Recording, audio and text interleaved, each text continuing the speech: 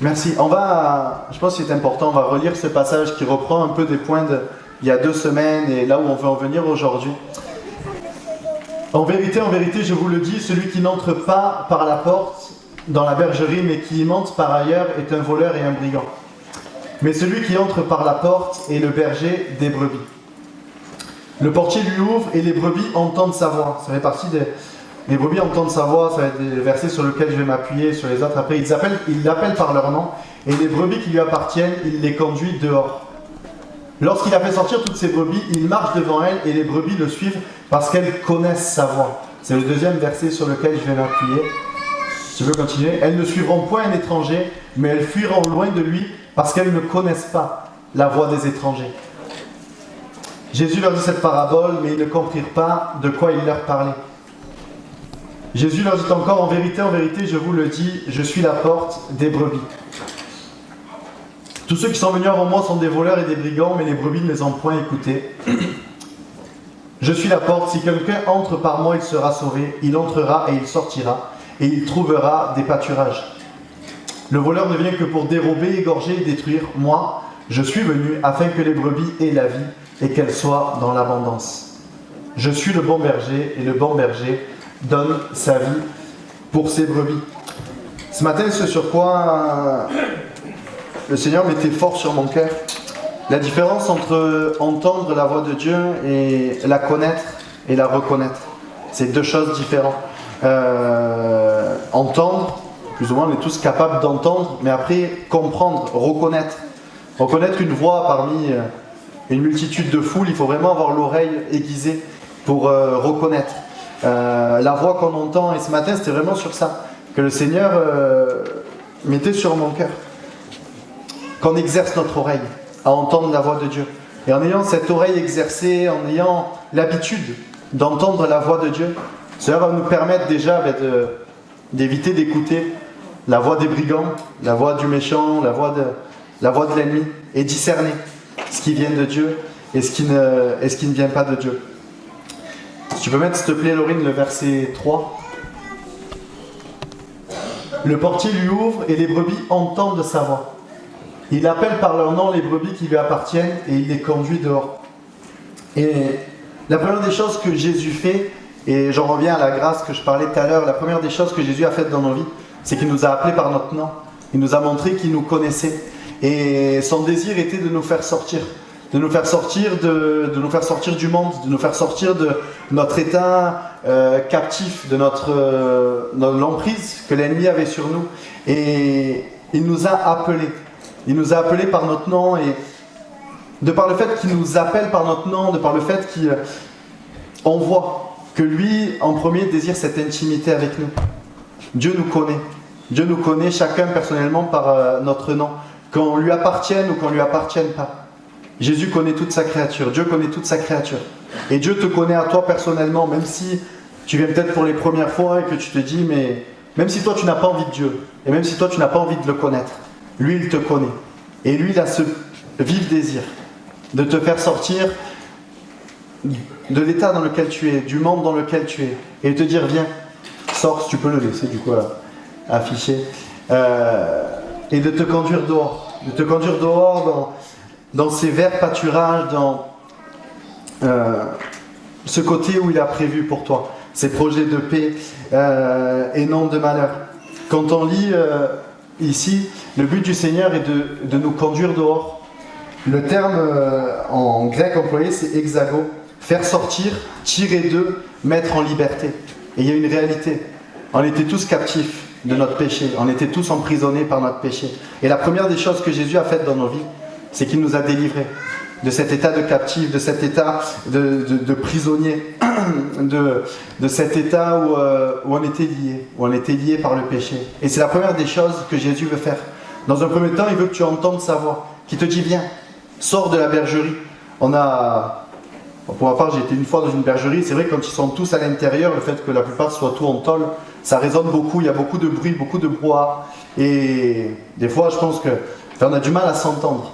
Et la première des choses que Jésus veut faire, c'est de te faire sortir de cet état où tu es captif de tes pensées, captif de tout ce monde autour de toi, où on a du mal à discerner la voix de Dieu, mais il t'appelle.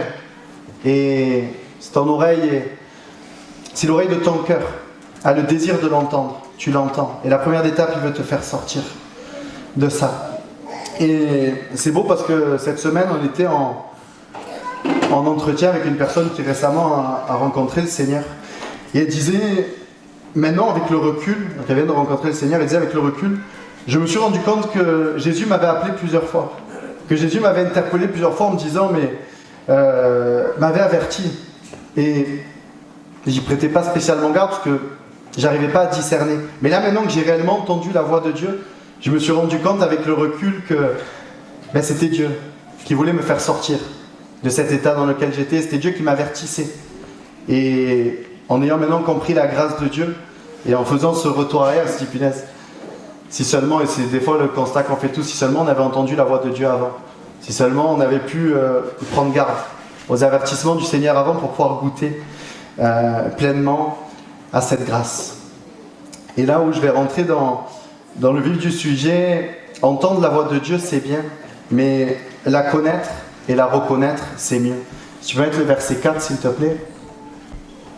Lorsqu'il a fait sortir toutes ses brebis, il marche devant elles et les brebis le suivent parce qu'elles connaissent sa voix. Pour faire un petit récap de dimanche il y a 2 semaines, Dieu est ce berger qui désire marcher devant nous, qui a ce désir de nous protéger, de prendre soin de nous. Et lui, c'est son rôle. Et son rôle, entre guillemets, on ne peut pas le remettre en doute. Personne ne peut dire que le désir de Dieu est de nous emmener dans des endroits qui vont nous causer du tort. Et même quand on traverse la vallée de l'ombre de la mort, on ne craint aucun mal parce qu'il est à nos côtés. Et il sait pourquoi il nous fait sortir de vers pâturage et qu'il nous emmène dans un autre endroit. Lui, Dieu sait. Mais ce matin, là où je veux appuyer, c'est sur ce sens-là. Dans le sens où nous, les brebis, nous pouvons le suivre à une seule condition. C'est qu'on connaît sa voix. C'est qu'on arrive à reconnaître sa voix. Qu'on n'ait aucun doute sur là où il veut nous mener, là où il veut nous emmener. Et quand j'ai lu pareil en grec, parce qu'elles connaissent sa voix, le terme employé, alors c'est fort, quand j'ai lu ça, je suis resté bouche bée. C'est eido, le terme. C'est donc, en parlant de connaître sa voix, c'est remarquer, discerner, découvrir, tourner les yeux, l'esprit, l'attention vers quelque chose, redoubler d'attention, observer, voir à propos de quelque chose ce qui va se passer, examiner, inspecter, découvrir, avoir un entretien, visiter, avoir une attention sur, chérir, avoir de la considération pour. Quand ce mot-là, elles connaissent sa voix, il y a tout ça qui rentre dedans. Et quand je dis Seigneur, mais combien c'est le comportement que nous devons avoir envers toi. Avoir une attention sur toi, te chérir, avoir de la considération pour, avoir le désir de te découvrir, d'avoir un entretien avec toi, d'avoir cette intimité, de venir te visiter, d'examiner, d'inspecter ta parole, ce que tu as à nous dire, voir à propos de toi, ce qui va se passer, entendre tes avertissements, redoubler d'attention, observer, tourner les yeux. Je disais dimanche dernier qu'on ne regarde pas nos problèmes, mais qu'on ait nos yeux toujours tournés vers Dieu. Et c'est dans ce sens-là que Jésus veut, que Dieu veut, que nos oreilles soient aiguisées, que nos oreilles soient travaillées afin d'entendre sa voix, afin de la reconnaître. Et comment la reconnaître? Comment suivre Dieu? Comment avoir cette oreille travaillée? La première des choses qui va faire qu'on va vouloir reconnaître la voix de Dieu, c'est notre amour qu'on a pour lui. Je me faisais cette réflexion des fois, quand on se regroupe, vous savez, dans cette église, on a beaucoup d'enfants. Quand on se regroupe avec tous les couples qui ont des enfants, il y a 15, des fois 18 enfants. Mais chaque parent est capable, en un pleur ou un cri, de reconnaître lequel des enfants est en train de pleurer. Parce qu'on a cet amour pour nos enfants. Parce qu'on les connaît, parce qu'on prend du temps avec. Et la première des choses qui va faire que l'on va reconnaître la voix de Dieu, la première des choses qui va faire que quand Dieu parle, notre oreille va être attentive à ça. C'est l'amour aussi qu'on lui porte. Et ce désir qu'on a de vouloir entendre, de vouloir reconnaître la voix de Dieu, de vouloir nous plonger dans sa parole. Et la question que je te pose ce matin, alors c'est pas dans un mauvais sens, mais qu'en est-il de ton amour pour Dieu? Qu'en est-il de ton attachement? Qu'en est-il de ton désir de réellement connaître, de réellement vouloir reconnaître la voix de Dieu? On entend souvent quand on discute, oui, mais je ne sais pas si c'est Dieu qui me parle, si c'est pas Dieu qui me parle. Mais combien de temps passes-tu dans la parole? Combien de temps passes-tu dans la présence de Dieu pour avoir ton oreille qui soit aiguisée à entendre si c'est Dieu qui te parle ou pas? Et ce matin, ce que je vais vous dire, les choses sont toutes simples. Et on va faire ce rapport avec nos relations entre les uns et les autres. Qu'est-ce qui va faire que tu connais mieux une personne? Qu'est-ce qui va faire que tu as une intimité, que tu as des affinités avec des personnes? Il n'y a pas de secret, c'est le temps que tu vas passer avec. On apprend à connaître une personne parce qu'on passe du temps ensemble. Parce qu'on a le désir de se découvrir, parce qu'on a le désir de connaître l'autre personne, de savoir ce que l'autre personne aime, de savoir ses projets, ses intentions. Et ce qui va faire que tu vas pouvoir connaître et discerner ce que Dieu veut te dire, c'est ton désir premier de passer du temps avec lui, de passer du temps dans sa parole. Et du coup, la deuxième question que je te pose, qu'en est-il du temps que tu passes avec Dieu? Qu'en est-il de tes temps d'intimité? Est-ce que c'est très rapide le matin comme une bonne action en disant bon ben ça va, je l'ai fait. Ce matin j'ai prié, j'ai lu la pensée du jour, j'ai lu quelques versets, donc c'est bon, j'ai fait, je peux partir tranquille. Ou est-ce que tu as ce réel désir de te dire Seigneur, j'ai envie d'entendre ta voix pour aujourd'hui. J'ai envie qu'aujourd'hui tu me dises ce que tu as envie de me dire, que tu diriges ma journée, que tu diriges les choses comme toi tu as le désir de le faire. Et j'ai pas envie, Seigneur mon Dieu, de démarrer cette journée sans que tu m'aies parlé, sans que tu m'aies dit ce que tu voulais me dire pour aujourd'hui. Car j'ai besoin de cette nourriture. On connaît cette référence à la manne que Dieu donnait dans le désert, le matin et le soir, cette nourriture qui était nécessaire pour qu'il puisse tenir toute la journée. Et cette manne était donnée chaque jour. Et si on en prenait trop, elle pourrissait, et si on n'en prenait pas, pour la journée, pour tenir dans le désert, c'était très compliqué. Mais combien pour nos vies, et combien dans le monde dans lequel on vit? Si on n'est pas raccroché aux paroles de Dieu, si on n'est pas attaché à Dieu, comment pouvons-nous survivre dans ce monde? On le sait, on en a tous fait les frais. Et c'est pour ça aussi qu'on s'est tourné vers Dieu. Parce qu'on a bien vu que dans ce monde, c'était bien compliqué de survivre. Comme ce peuple hébreu dans le désert. Et on a besoin de cette manne. On a besoin d'aller puiser cette nourriture. On a besoin d'aller nous connecter avec la présence de Dieu, avec sa parole, qui elle va faire en sorte de nous faire éviter les plans de l'ennemi, qui lui désire nous anéantir, qui lui désire, comme on l'a lu tout à l'heure, égorger, détruire, et toutes ces choses-là. Et quand je me suis posé la question, je vous dis ce matin, c'est très simple, mais quand même le Seigneur mettait ça sur mon cœur. C'est mais Seigneur, comment te parler? Et comment aussi faire en sorte que tu nous répondes? Je dis Seigneur, quelle plus belle chose tu nous as laissé que ta parole? Quelle plus belle chose tu aurais pu nous laisser que ta parole, la Bible? Je discutais avec, au restaurant, on a nos amis informaticiens à côté qui viennent manger tous les midis, et tous les midis ils me questionnent. Alors très athées les deux, mais ils me questionnent sur Dieu, etc. parce que ça les interpelle. Serveur le midi, pasteur après. Alors ils me posent des questions, etc. Il me dit mais arrête de me dire que Dieu te parle, arrête de dire que Dieu est vivant, etc. Ils disent pas possible. Je dis mais moi quand je prie, Dieu me répond. Il me dit mais arrête, il me dit ne me dis pas que ça te répond comme ça, etc. Je dis oui, il m'est arrivé. Pas beaucoup, attention, je me prends pour personne. Il m'est arrivé 2 fois d'entendre réellement la voix de Dieu me parler, comme je parle, comme on peut se parler nous humainement. Mais je disais la plupart du temps, où Dieu me parle, c'est dans sa parole. Et à chaque fois que je lui pose une question, et à chaque fois que je prie, et à chaque fois que j'ouvre sa Bible, je disais, toi il y en a une des deux qui est plus scientifique, etc. J'ai dit, sur une Bible qui est grosse comme ça, j'ai dit, mais t'es arrivé, après avoir prié, d'ouvrir la Bible. Alors on le sait, le hasard n'existe pas. Mais d'ouvrir la Bible et de tomber sur le verset qui est en totale adéquation avec ce que je viens de prier.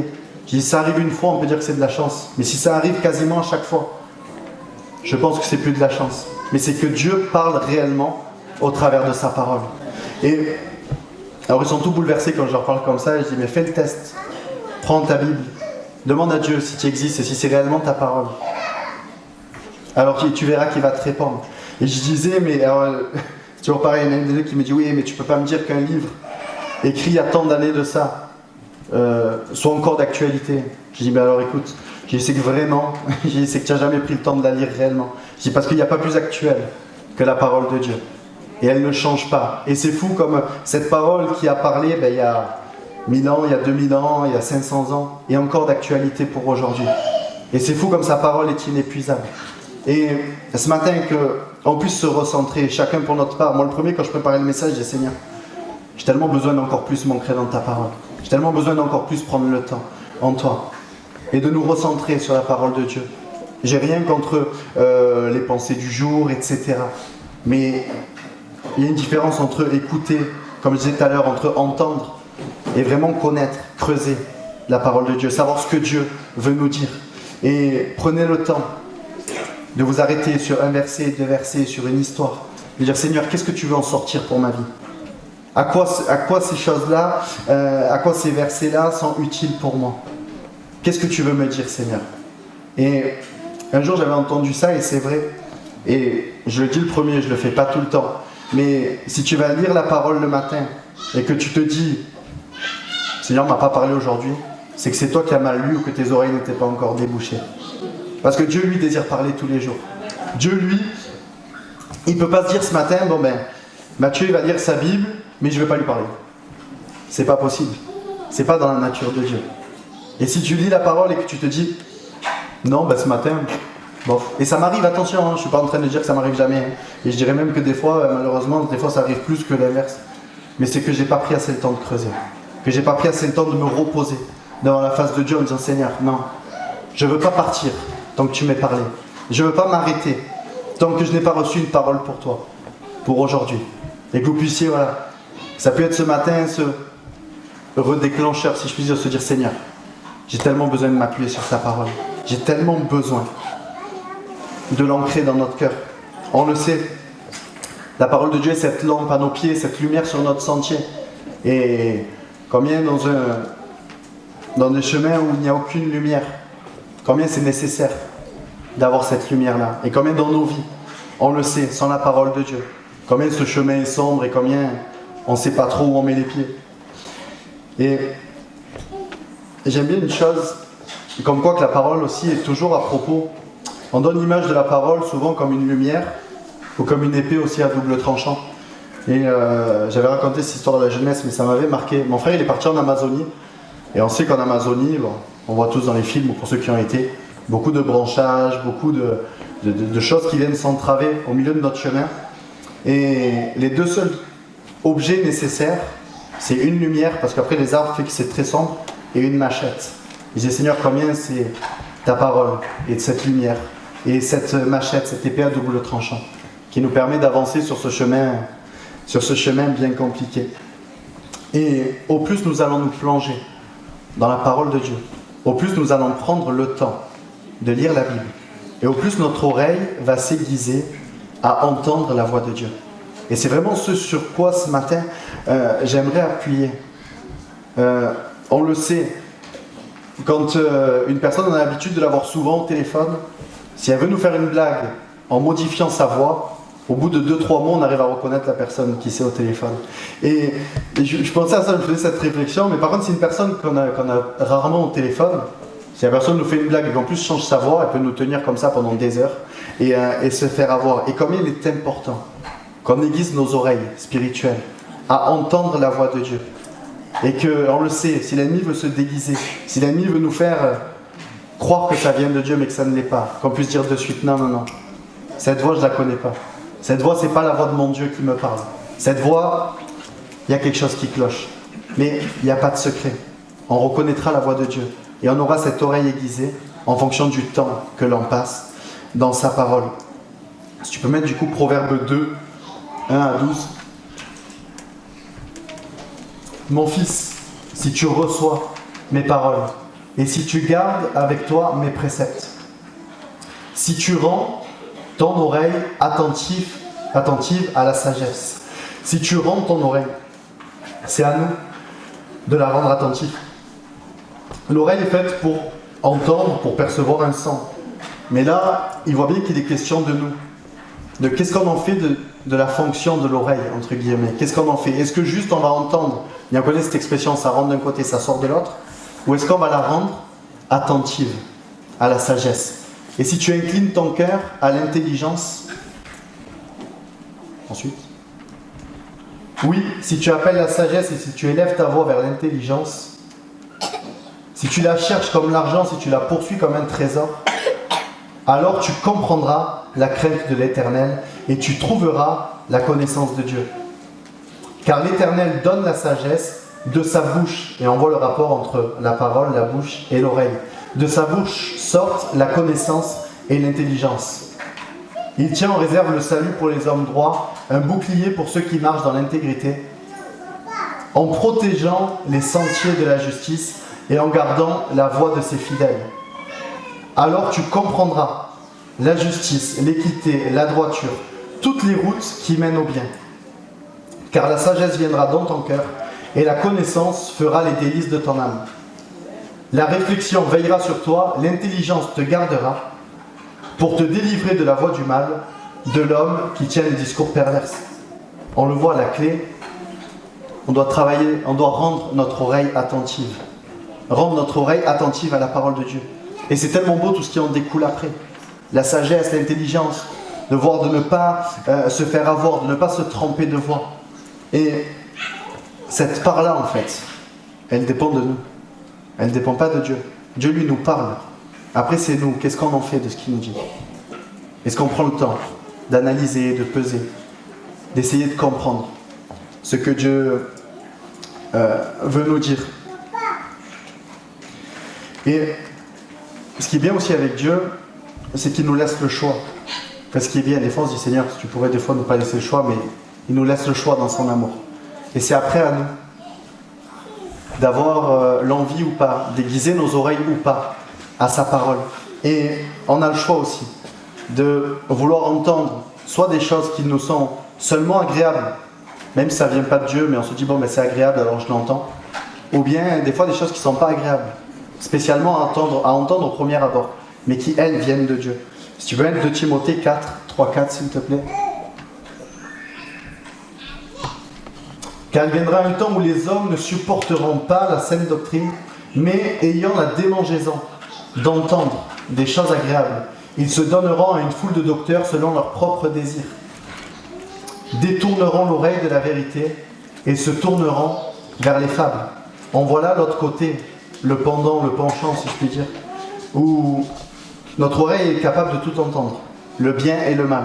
Mais après à nous de voir ce que l'on préfère entendre, ce que l'on préfère prendre pour nos vies en fait. Et c'est des fois l'une des choses les plus compliquées. La dernière fois je discutais, on me disait mais comment je peux savoir si c'est vraiment Dieu qui m'a parlé ou pas? Je dis généralement quand c'est Dieu qui parle, on le sait quoi. Ça vient nous secouer, ça vient nous bouleverser. Je dis mais après il y a nos pensées. Si ce qu'on a entendu va entre guillemets dans notre sens, ah oui, ça c'est sûr, ça vient de Dieu. Et je ne suis pas en train de mettre nous, mais ça peut nous faire du bien, on peut être secoué et dire bon ça va, en plus de ça, ça va dans notre sens, Dieu ouvre la voie, donc tant mieux. Mais des fois, on est secoué, on est bouleversé, mais ce qu'on a entendu, ça ne va pas dans le sens dans lequel on aurait aimé que ça aille. Et là on se dit, mais est-ce que ça vient vraiment de Dieu? Est-ce que c'est vraiment Dieu qui a dit? Mais on sait au fond de nous que ça vient de Dieu. Et il faut faire attention de ne pas tomber justement dans cette démangeaison d'entendre juste des choses agréables. Parce qu'on le sait, Dieu est aussi un Dieu qui est là pour nous corriger, qui est là aussi pour nous remettre sur une bonne voie et qui par moment, et comme on l'a vu avec le berger, il a la houlette qui ramène, mais si on n'écoute pas, il y a aussi le bâton pour taper. Et que notre oreille aussi puisse être discernée, justement. Si Dieu vient donner un coup en disant « Oh, change de voie, tu t'es écarté. » Et après à nous, c'est comme pour tout, c'est à nous de dire « Bon Seigneur, effectivement, ça ne va pas dans le sens que j'aurais aimé, espéré. Mais bon, si c'est toi qui le dis, alors je le fais parce que je sais que tu veux le meilleur pour ma vie. » Mais après on a le choix, de l'autre côté, de dire « Seigneur, là par contre ce que tu me demandes c'est trop compliqué. » Même si au fond de nous on sait que c'est le meilleur pour notre vie, mais des fois on n'est pas prêt à vouloir faire les choses. Et je vais bientôt finir justement par là, l'importance d'avoir notre oreille aiguisée. Si tu peux revenir à Jean 10 et au verset 5, s'il te plaît. Elles ne suivront point un étranger, mais elles furent en loin, parce qu'elles ne connaissent pas la voix des étrangers. Et combien c'est important de ne pas, si je puis dire, perdre du temps à dialoguer avec l'ennemi, à essayer d'entendre sa voix, essayer de comprendre ce qu'il veut nous dire ou pas nous dire. Si c'est Dieu qui parle, on prend le temps de se poser dessus. On prend le temps d'analyser, de sonder. Mais c'est l'ennemi qui vient. Qu'on fasse de la même manière que Jésus a fait. Jésus, il n'a pas blablaté avec lui, si je puis dire. Il lui a répondu, il est écrit, il est écrit, il est écrit. Quand le diable est venu le tenter, il a répondu par la parole de Dieu. Et que quand le diable vient nous attaquer, quand le diable vient nous tenter, qu'on puisse toujours avoir ce réflexe de se référer à la parole de Dieu. C'est notre guide. On ne peut pas avoir meilleur guide que la parole de Dieu. Le Saint-Esprit est là pour nous aider, pour nous aiguiller, oui. Mais le Saint-Esprit aussi vient nous parler, vient nous rappeler les choses de par la parole de Dieu. Et si on ne prend pas le temps de se plonger dans la parole de Dieu, on ne peut pas répondre à l'ennemi, il est écrit, parce que si on ne l'a pas vu, on ne sait pas ce qui est écrit. Et c'est tellement important. Et c'est vrai, désolé si mon message est peut-être simple ce matin, mais combien ces choses-là, moi, quand le Seigneur les rappelait à mon cœur, je disais, Seigneur, c'est vrai. L'importance de se rappeler de ta parole. Et si Jésus l'a fait en répondant, il est écrit, il est écrit, il est écrit, combien nous, avec notre faiblesse, on ne va pas commencer à dialoguer, à dire oui, mais si, mais là, non. Si c'est Dieu, on prend, on écoute. Si c'est l'ennemi, non. Dans la parole de Dieu, il est écrit ou il n'est pas écrit. Donc je ne le fais pas. Et je vais finir par là. Si tu peux mettre, s'il te plaît, Ésaïe 9, verset 2. Mais ce sont vos crimes qui mettent une séparation entre vous et votre Dieu. Ce sont vos péchés qui vous cachent sa face et l'empêchent de vous écouter. On le sait, il y a une réalité et on sait que le péché a cette force, cette puissance qui fait qu'on est séparé de Dieu. Et combien des fois on n'arrive pas à entendre la voix de Dieu? Combien des fois on n'arrive pas à discerner la voix de Dieu? Parce qu'on vit dans des situations de péché, des situations où on n'est pas réellement au clair avec ce que Dieu veut. Et la Bible est catégorique sur ça. Le péché nous sépare de Dieu. Et Dieu ne peut pas donc nous parler si nous sommes dans cette situation de péché. Et combien il est important de vouloir garder au maximum nos cœurs purs et nos pensées. Et si tu es dans une situation de péché et que tu te dis mais Dieu ne me parle pas, repasse par la croix, repasse par Jésus, repasse par cette grâce. Comme on l'a chanté tout à l'heure et comme on l'a lu aussi, de repasser par cette grâce, dire Seigneur, c'est vrai. Dans la situation dans laquelle je suis, c'est un petit peu normal que je n'entende pas ta voix. On le sait, le péché crée ce mur entre nous et Dieu. Et on a beau essayer de parler à quelqu'un, s'il se retrouve de l'autre côté, même si je crie très fort, c'est compliqué d'entendre, c'est compliqué de comprendre. Ou alors on entend juste des balbutiements, mais on n'arrive pas à réellement discerner. Et Jésus est venu, lui, par son sacrifice à la croix, briser ce mur, pour nous redonner accès à Dieu. Et ce matin, que ça puisse être le temps de remise en question, de dire Seigneur, ça fait peut-être trop longtemps que j'ai pas entendu ta voix. Ça fait peut-être trop longtemps que j'ai du mal à discerner si c'est toi, si c'est l'ennemi. Mais comme ces brebis c'est catégorique. Quand c'est le berger qui parle, elles suivent. Quand c'est l'ennemi, elles ne suivent pas parce qu'elles ne connaissent pas la voix. Et qu'on puisse prendre le temps, au travers de la parole, de redécouvrir justement la manière dont Dieu nous parle. Et il est important, et c'est le dernier point pour aujourd'hui, et je finis réellement, il est important pour pouvoir entendre Dieu, pour pouvoir avoir cette intimité avec Dieu, de se tenir aussi à l'écart, de se tenir à l'écart du monde, de se tenir à l'écart de nos soucis, de nos préoccupations, et de vouloir prendre un temps à part, et de s'isoler. Jésus lui-même le faisait. On le sait, notre plus bel exemple, c'est Jésus. Et si Jésus lui-même, fils de Dieu, prenait le temps de se mettre à l'écart, prenait le temps de prier toute la nuit, pour entendre son Père lui parler, combien nous, qui sont bien inférieurs à Jésus. Quand même, nous devons 2 fois plus prendre le temps de nous mettre à l'écart. 2 fois plus prendre le temps de prier pour connaître la volonté de Dieu. Et je finis par ce passage, l'Éternel dit, il parle à Élisée, « Sors et tiens-toi dans la montagne devant l'Éternel. » Et voici l'Éternel passa. Et devant l'Éternel, il y eut un vent fort et violent qui déchirait les montagnes et brisait les rochers. L'Éternel n'était pas dans le vent. Et après le vent, ce fut un tremblement de terre. L'Éternel n'était pas dans le tremblement de terre. Et après le tremblement de terre, un feu. L'Éternel n'était pas dans le feu. Et après le feu, un murmure doux et léger. Et c'est la manière dont Dieu veut nous parler. Un murmure doux et léger. Quelque chose qui vient faire du bien à notre cœur. Quelque chose qui vient nous apaiser.